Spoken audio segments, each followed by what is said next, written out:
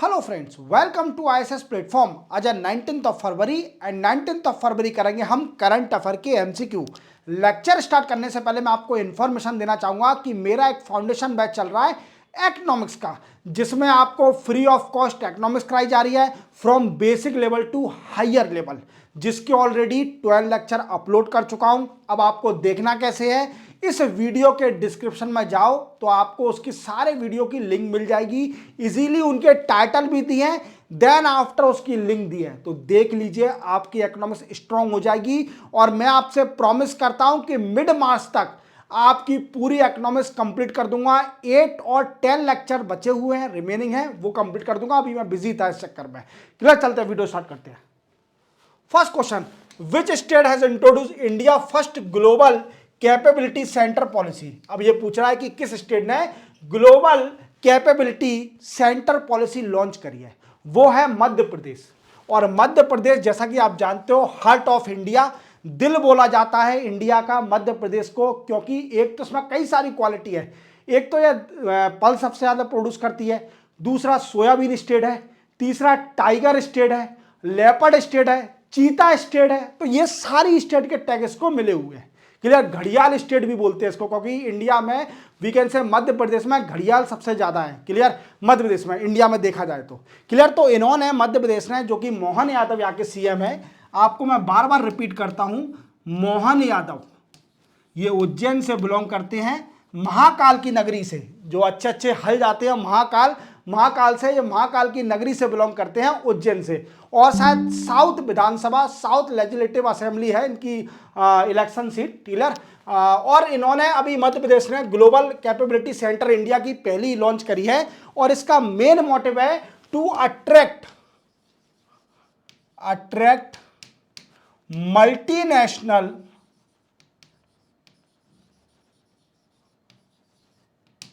Corporation into tier 2 cities. कौन कौन सी tyre 2? जैसे कि इंदौर, भोपाल, जबलपुर। और एक और बात याद रखना, इसका मेन मोटिव है कि मध्य प्रदेश को ग्लोबल हब बनाना, ग्लोबल कंपनियों का हब बनाना। बड़ी बड़ी कंपनियां, मल्टीनेशनल कंपनी यहां पर इन्वेस्ट करें, that is the main motive. और सेकंड मोटिव है कि वर्ल्ड क्लास इंफ्रास्ट्रक्चर बनाना इन सिटी में, वर्ल्ड क्लास इंफ्रास्ट्रक्चर भी सेटअप करना, that is the second motive of this particular policy that was launch by the Madhya Pradesh. अब क्वेश्चन बनेगा कि सर टायर 1 टायर 2 हमको नहीं समझ में आ रहा है, ये टायर 1 सिटीज क्या है, टायर 2 सिटीज क्या है। तो देखो, टायर 1 सिटीज जो होती हैं, पहले तो पॉपुलेशन बेसिस पर इनको डिवाइड किया जाता था कि अगर किसी भी सिटीज की पॉपुलेशन 1 लाख या अबव है तो वो टायर 1 में आती थी। फिर देन आफ्टर उससे कम पॉपुलेशन 50,000 या 50,000 से लेकर 1 लाख तक है तो वो टायर 2 में। बट पॉपुलेशन बेसिस का अब खत्म हो गया है। अब देखा जाता है कि वर्ल्ड क्लास इंफ्रास्ट्रक्चर किस सिटी पे है, उसको टायर 1 कंसिडर किया जाता है। जैसे इंडिया में देखिए आप, दिल्ली, मुंबई, देन आफ्टर बेंगलोर, चेन्नई, ये सारी टायर 1 सिटीज है। वी कैन से कलकत्ता, ये सारी टायर 1 सिटीज है, क्योंकि यहां पर वर्ल्ड क्लास इंफ्रास्ट्रक्चर मिलेगा। Then after tier 2 cities means world class infrastructure नहीं है, बट हाँ अच्छा खासा डेवलपमेंट है। तो क्या है कि इंदौर सिटी तो आप जानते ही है, पूरा इंडिया इसको जानता है, क्योंकि इंदौर ने जो कमाल करके दिखाया है वो किसी ने इंडिया में किसी सिटी ने कमाल नहीं किया। हालांकि इस साल सूरत ने भी कमाल किया था, क्योंकि सूरत भी साथ में इंदौर के साथ में नंबर 1 आई थी सफाई में।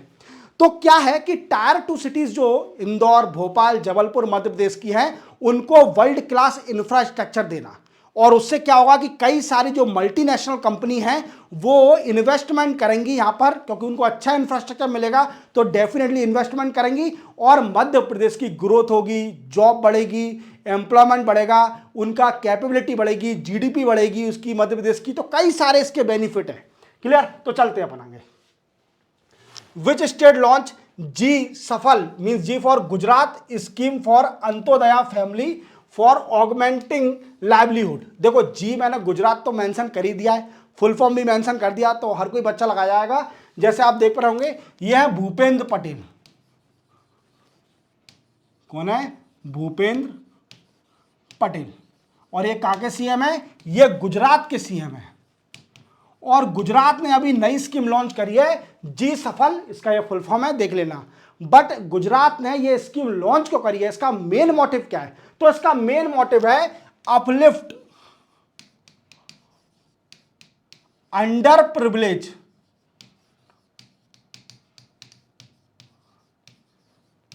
families with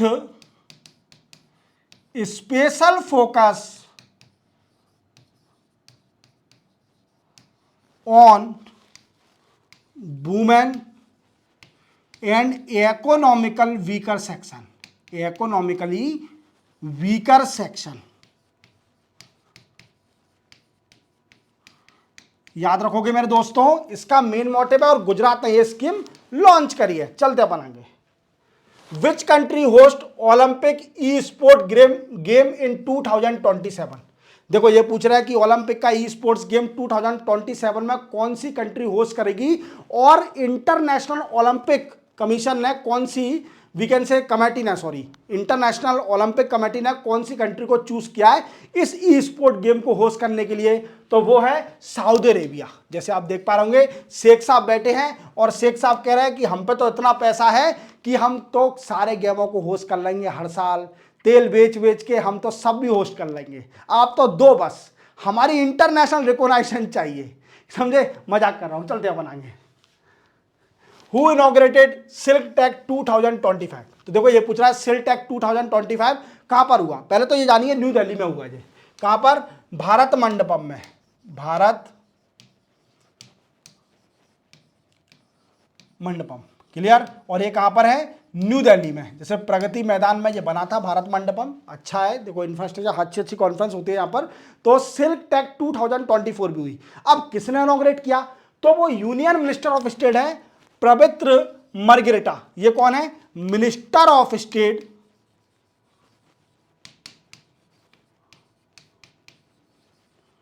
for textile.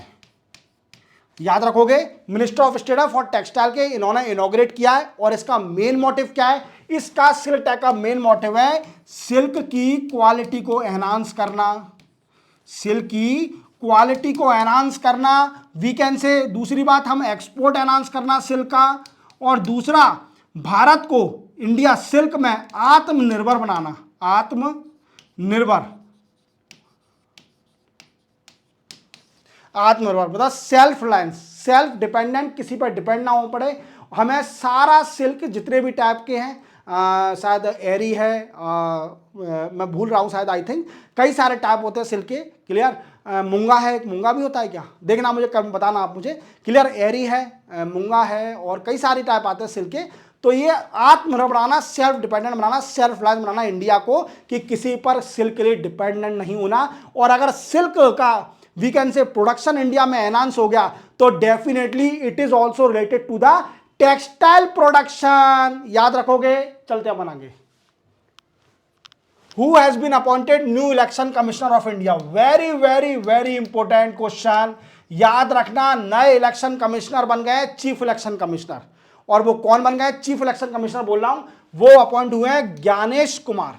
Gyanesh Kumar 1988 batch के आईएएस ऑफिसर हैं। कौन है? 1988 बैच के आईएएस ऑफिसर। और इनका कैडर है केरला, केरला कैडर था। याद रखना, ये अपॉइंट करे गए हैं।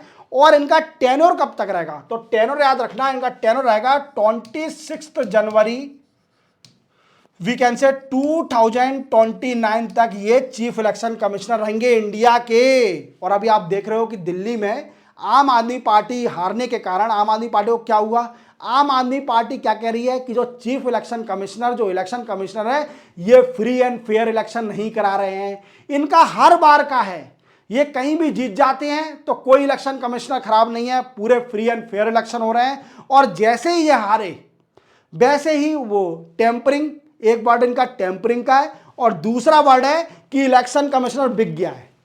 पूरा इन्फ्लुएंस है रूलिंग पार्टी का। मैं किसी पार्टी का नाम नहीं ले रहा, जो हारी है वो यही करना है, वो सब मिलके बस एक ही रोना है उनका कि टेम्परिंग। और ये हुआ है कि वे इलेक्शन कमिश्नर बिक चुका है राजीव कुमार जी। क्लियर। अब नए इलेक्शन कमिश्नर बन गए हैं ज्ञानेश कुमार, याद रखना बड़े इंपॉर्टेंट है। Which days observe as Ramakrishna Paramahamsa Jayanti 2025। ये पूछ रहा है कि रामकृष्ण परमहंस जयंती कब पड़ती है, तो वो पड़ती है 18 फरवरी को। याद रखना Ramakrishna Paramahamsa. Who was honoured with UK knighthood. क्या है यूके नाइटहुड, वीकेंड से किसको मिला है और यूके ने क्यों दिया है, तो ये है टाटा ग्रुप के चेयरमैन। टाटा ग्रुप के चेयरमैन है एन चंद्रशेखर। ये कौन है, टाटा ग्रुप के चेयरमैन एन चंद्रशेखर को यूके नाइटहुड का वीकेंड से अवार्ड दिया गया है। और ये क्यों दिया है उपाधि इनको, इसलिए दिया है क्योंकि इनका बड़ा ही कंट्रीब्यूशन है, कंट्रीब्यूशन टू